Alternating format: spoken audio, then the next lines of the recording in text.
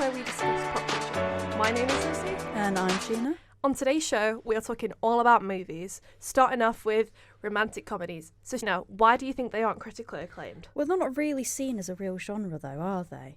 I mean, they're a hybrid between two different types, aren't they? And then comedies. Absolutely, and people tend to view them as because they don't tend to suit the same ideals of an actual relationship that's seen in like the 21st century today. It's not a true reflection of what society shows in a relationship.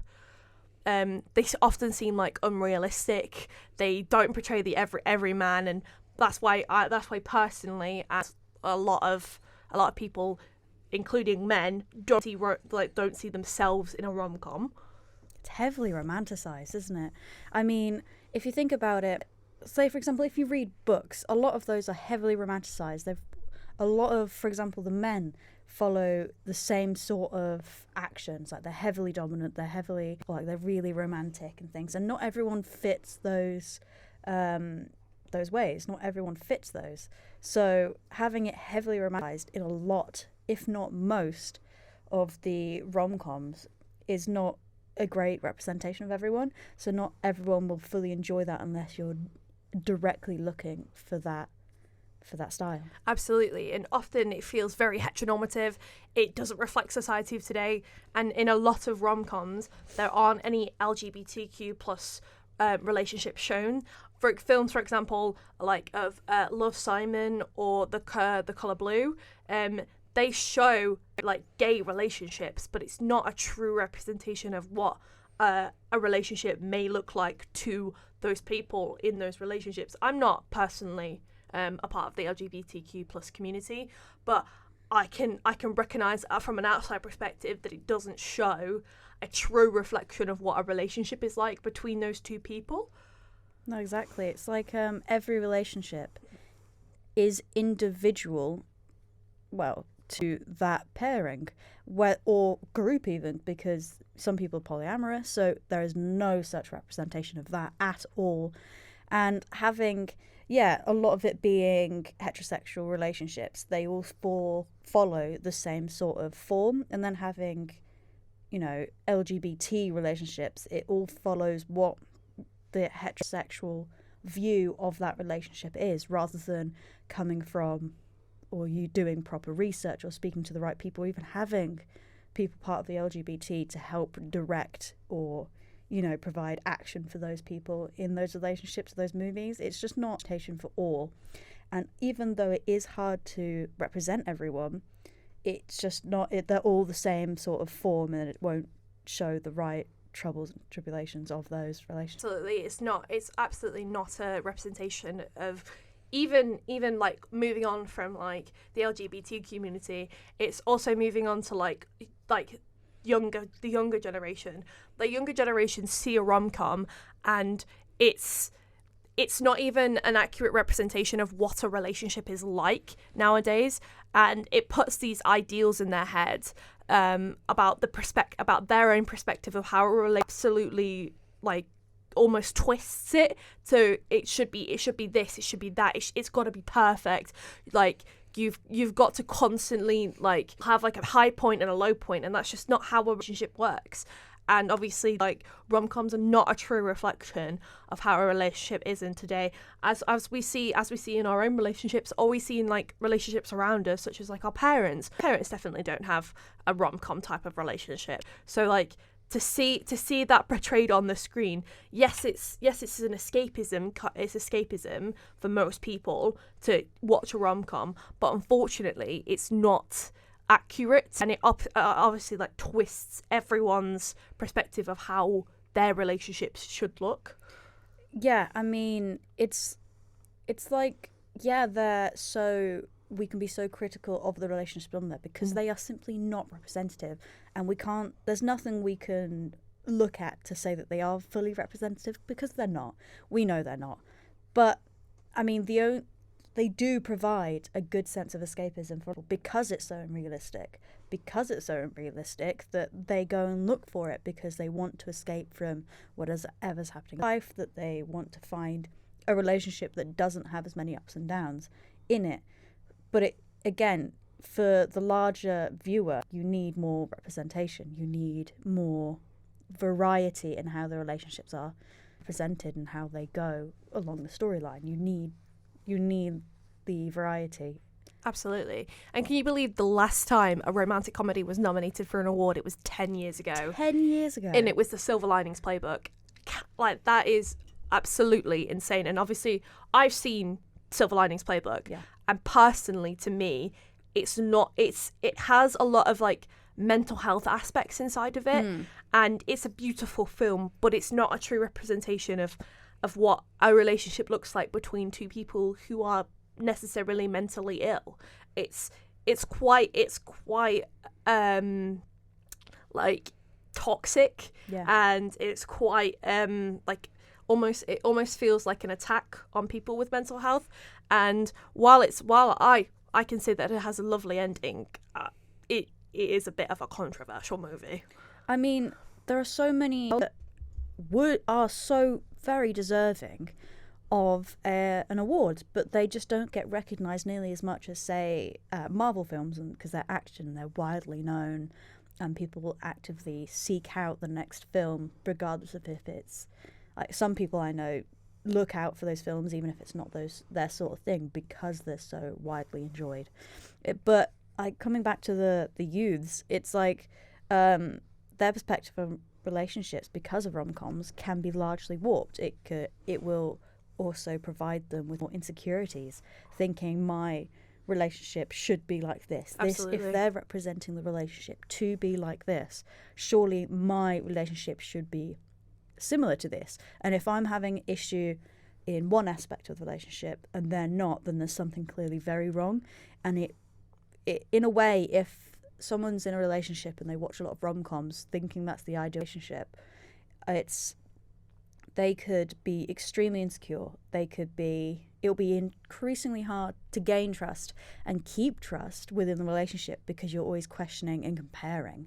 And that is the downfall. Yeah, and it sets their standards really, really high. Yeah. For certain aspects that they may be looking for in people.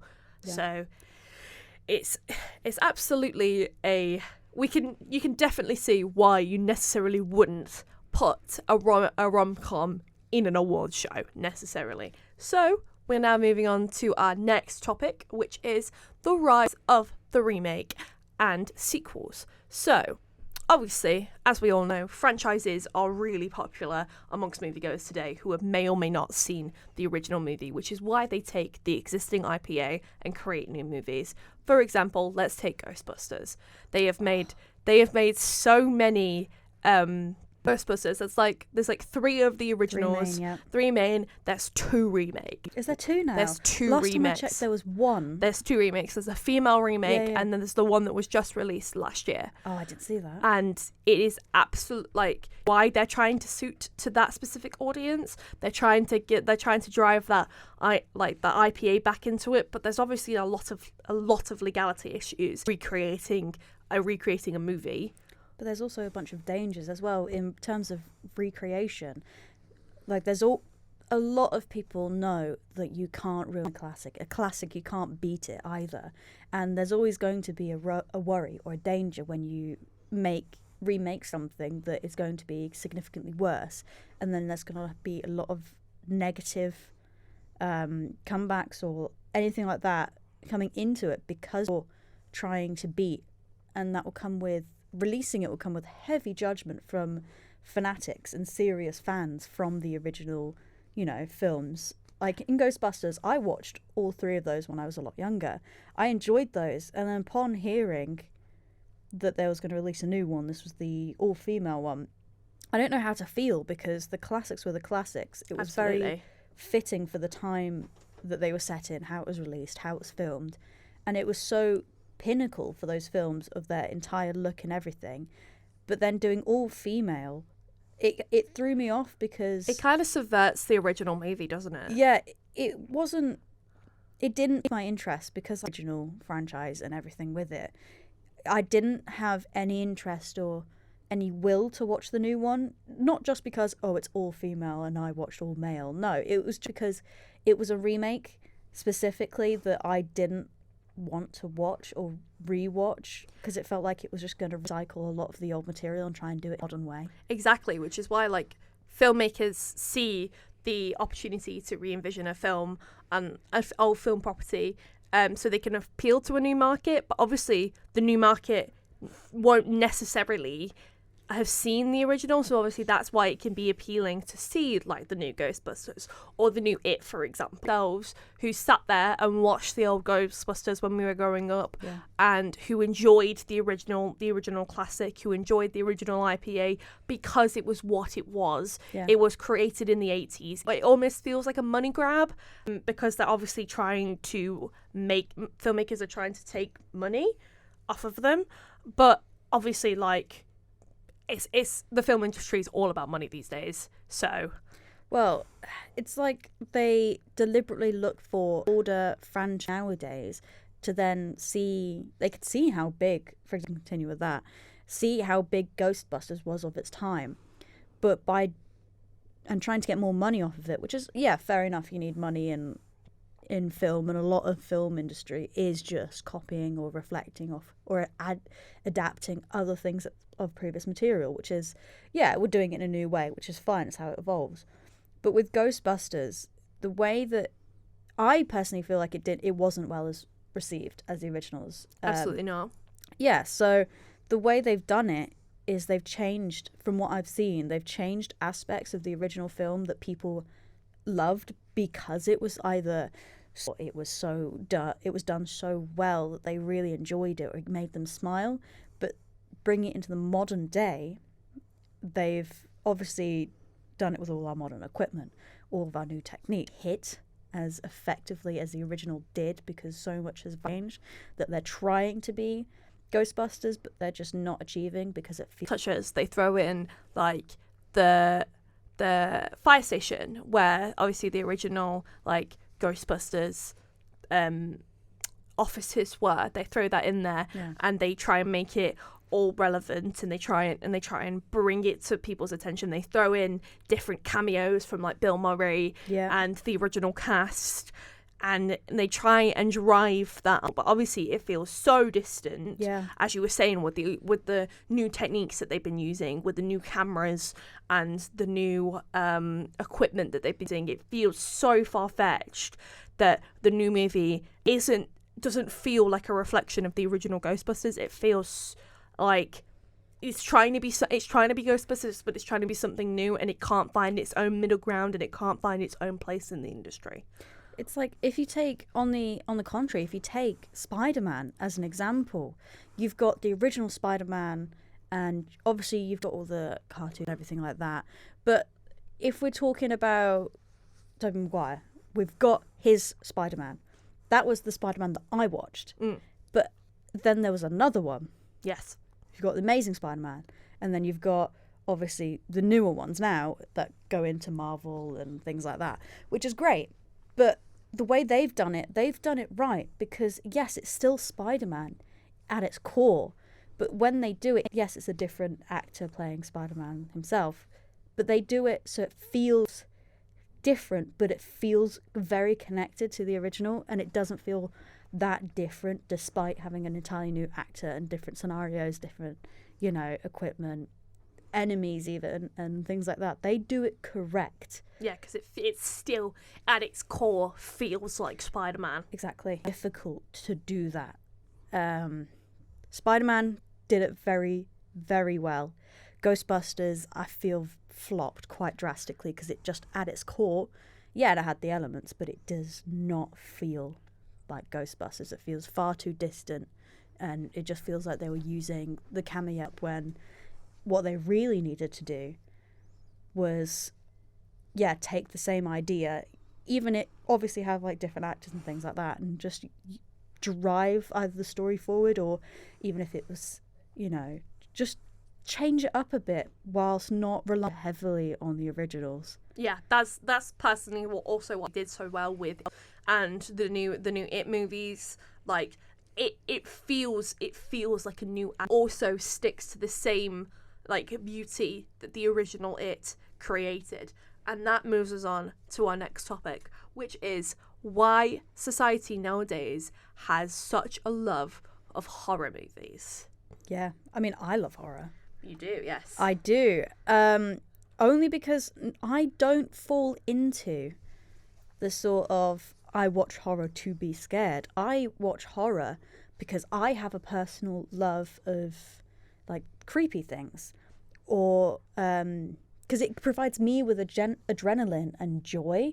Having something, if they pull something off that's really creepy, then I'm like, oh, that's nice, that they did that well. I really like that, because I'm a massive fan of like abandoned buildings and anything like haunted. I don't believe in ghosts myself, but I enjoy finding the creepiness, whether it's looking at people and watching people in fear, or it's just enjoying watching something that's so involved and so engulfed in all things creepy that I can just look at new things, see how it's done, and have a whole new experience than another film, because it is so opposite to every other film genre there is. Yeah, exactly. It makes people think about what their responses would be if they, for example, were to be buried alive or kidnapped and put in a sewer, threatened by a man with a saw. Yeah. I personally, as we should establish, I am not a horror movie person. Oh no. No, I get very, very scared at horror movies, and I don't like to experience the creepy aesthetics. It's not my kind of genre. You can see why people love horror so much. They get to experience the kind of thrills and the kind of adrenaline and the rush into seeing someone be put in like a life-threatening situation and seeing exactly how they react and exactly how their emotions are portrayed on screen. And it almost is a reflection of how people would react to themselves in when, for example, they would be in a life. It puts people on edge. It makes them feel thrilled to the absolute core. It's like it really tailors to those people who love gore or love the creepy things like myself, or just like the feeling of being scared. Like not too long ago I watched Funhouse Massacre, I believe it's called, and it was as the title suggests, it was a massacre in a circus funhouse, and each room had its own serial killer in it who'd recently escaped from prison. Wow. And each room was tailored to that serial killer style. Oh, that's cool. And obviously the people of the public were going through unknowing that the dead bodies that they are seeing are real. And it was the story of how they escaped initially. It was very short at the beginning, how they escaped, how they got to it, and then how it takes us through each room, and how each room is tailored to a completely different style of serial killer killings in a fun house.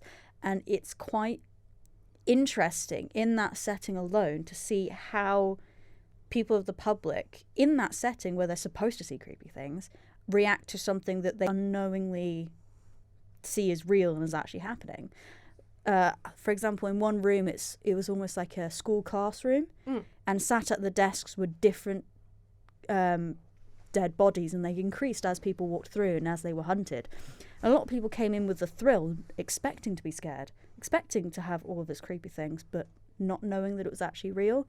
And in these chairs, as they increased, were dead bodies. Like one of them had pencil in his eyes. There was some other areas like that were so interesting in, like, yeah, sure, it had the jump scares, it had the creepy factor. And I played it because it had so many different styles. Rather than one film focusing on one killing style, this one had so many. And it just links all together, and it was so beautifully done. But sure, it wasn't like an amazing film, but it attacked all different killers and how creepy it was. But it was also interesting to see some of them, figure it out and then they get hunted. Others go in like, oh, this is so scary, look how dead they are, and things like that. It was also fun, but it was also scary. Absolutely. It was great. Yeah, like I don't personally watch horror movies as you know personally. I do. But I can see the like how that attacking different like aspects of like your psyche and different aspects of you would be so interesting. It's like movies such as The Purge, for example. I love The Purge. I know you love The Purge. The Purge takes what could actually be a realistic ideal and subverts it. Shows that various different people, like if people are given the power, what will they do with it? Yeah. Which it's so fascinating because it's so different. And so my biggest problem with this movie really is just the fact that it's so cliched and stupid in regards to the horror films that generally are around. There's some really good ideas here, and there's some good performances, and Ethan Hawke is really good in this movie. It's a movie that I can see the actor sitting down and going, wow, there's some really good ideas here. This says some stuff about society and about humans in general, and that's probably why some of these actors signed on to this movie. But the film and the way it was made and crafted turns out to be just your general cliched horror home invasion thriller with a slight little twist in there that it's legal on this one night. For that reason, I think The Purge really fails, because it's a film that's trying to have big ideas, but it's showing it in the most cliched and idiotic way. It's like, it has so many aspects of the film, so many sides. Like, you've got, like you said, but you've also got the really weird aspect of, for example, not everyone takes part. You've got people who will lock themselves in for protection, but obviously have their weapons just in case it fails, or emergencies or whatever. But in some of the films, you've got neighbours who will partake in murdering, and they could be the loveliest people on earth, or the most religious. When everyone comes back to normal life, that's what it is. It's just an instant click into normal life. There is no, oh my god, I've done some murdering. It's so this fella annoyed me the other day. I killed him because he annoyed me and he didn't eat my cake, for example, like something random. Yeah. But it's so absurd. But with that realism, but the way they do it is so... I really enjoy it because they've got all the masks, they've got all the really creepy aspects that they hit into it. The creepy aesthetics. Yeah, because that's what I love. Like, I don't dress like it myself, but I love looking at all of the creepy things, and it gives me such adrenaline, such fun. And it makes me smile. It doesn't scare me. It's so out there, so opposite to normal life. That's what draws me in. And I've watched them so many times now. And the masks are so great.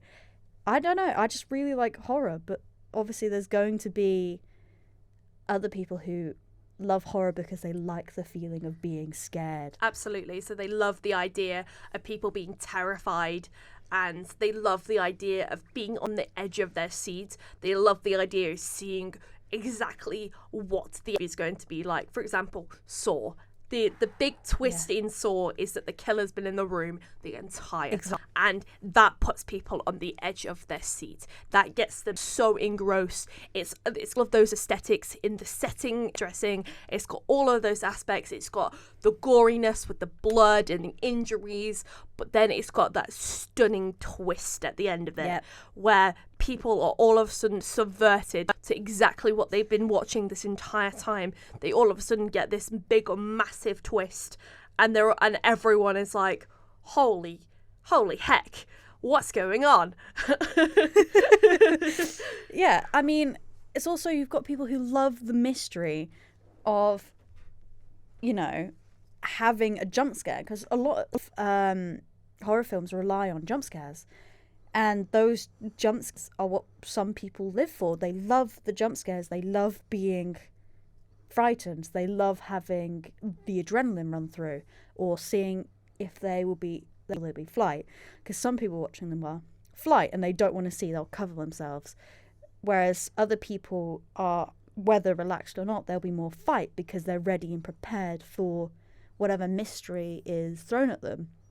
Yeah, other genres have mystery, like crime has mystery, crime films, because you don't know who the killer is. But that's more calm, logical, trying to figure it out. This is, a lot of them don't have a sense of structure. Like, not all of them are linear. Like, you've got such a weird sort of structure to it. It's so mysterious and so different to everything else that we experience, and that's why a lot of people do enjoy them. Exactly.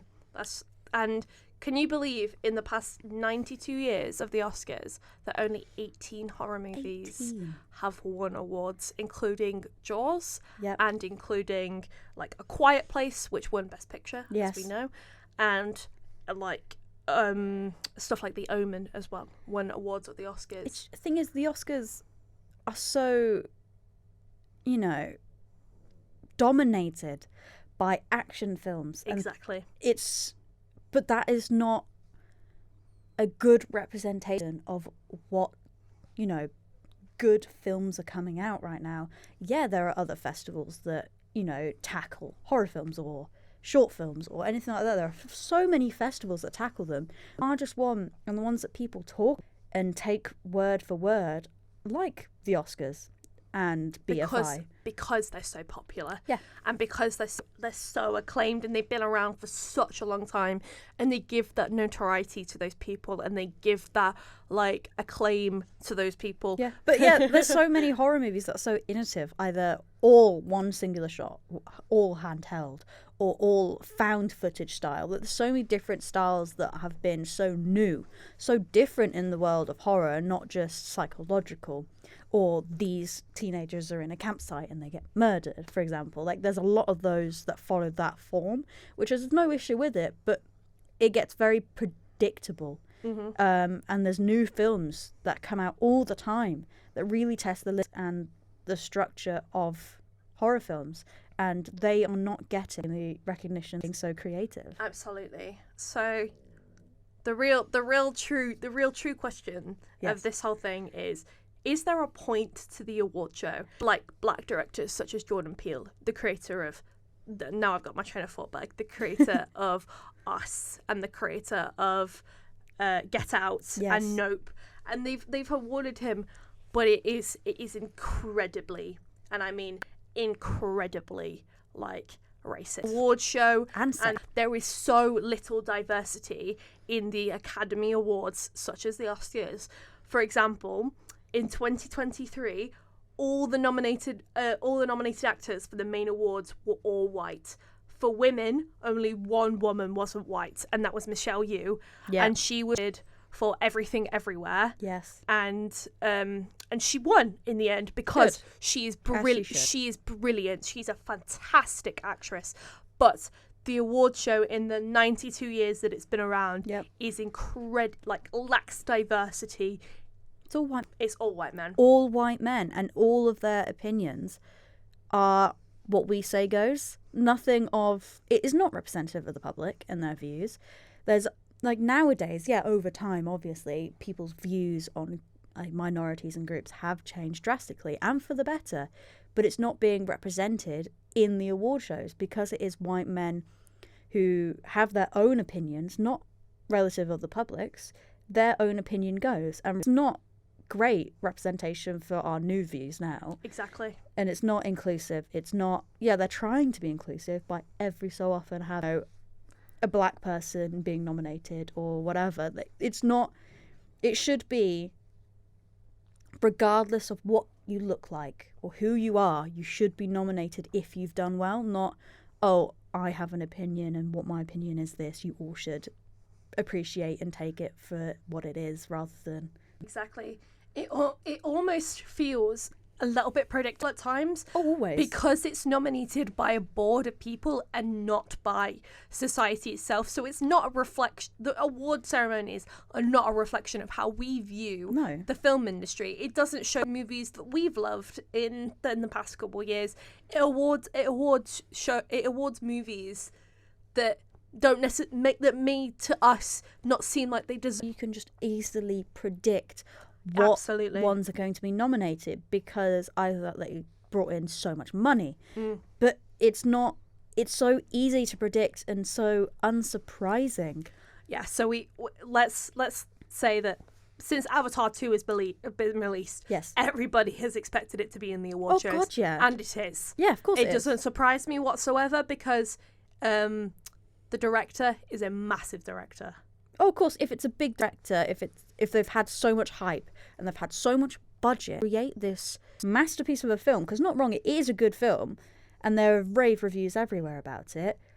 And And if you've got all this marketing around it, with all these toys, all of these, social media posts, you've got everything around it to hype it up, knowing what to expect, then it's obviously going to be received so well.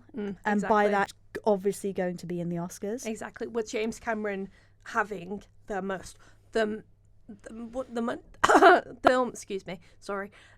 movie with the most, the movie that took the original Avatar, with that coming out, and then with the sequel coming out, I'm not even remotely surprised that it's in the award shows at this point, because he has such a big name, he has such notoriety, and also he's a white man. Of course he is. He's a white man, and how many female directors have won?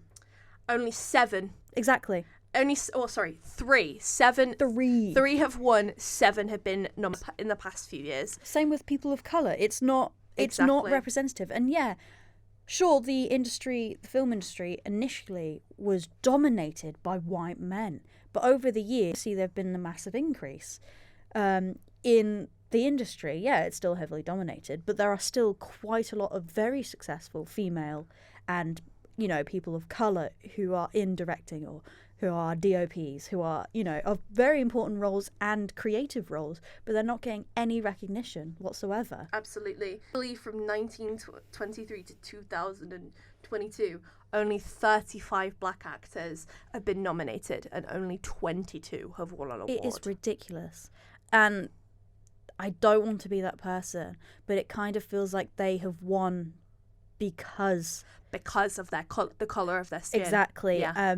Because to say these board of people are going, look, we're fine, we're inclusive, we've nominated and made this person win, they're of colour, look, we're inclusive, but it doesn't show, and it doesn't stay, and it's not consistent with their actual views, because we can tell that a lot of it is all white men, and we can see that through statistics. There's no denying it. Exactly. And they just don't hide it, and by having someone of colour or someone who's female every so often is just not going to cut it. Exactly. And it's just, it's got such a lack of diversity, and it almost makes the people who are in those diverse categories, those people of colour, those wonderful women, those women who are people of colour as well. Exactly, yeah. They don't want to come into the industry because the awards show is so biased and so discriminatory towards them, that they don't even want to show their amazing ideas, because they got some. Everyone knows that they've got these incredible ideas. Yep. But they don't want to get into the industry because they're not getting the same notoriety as James Cameron. It's I know that not everyone is here, that they feel inadequate compared to a white man who's doing the exact same job they're doing, to the same level, and if not, they're doing it better, but they're getting more recognition because they're white and male, and they're not. And it's so unfair, and it's such an old-fashioned way of thinking. It's a backwards way of thinking. Yeah, it's so backwards that it should change, and it really should not. We shouldn't take the Oscars as this is it, this is the opinion, this is factual. It's not. It is that. It's just an opinion of white men on the board. Exactly. So hopefully, in the next coming years, we'll stop taking Oscars as the pinnacle of film, because it's really not. No, it's not. It's not a true reflection of society and how much it's grown. It's the festivals. It's the festivals. It's the people behind the scenes that are writing those reviews and that are uplifting those stunning movies that have been created.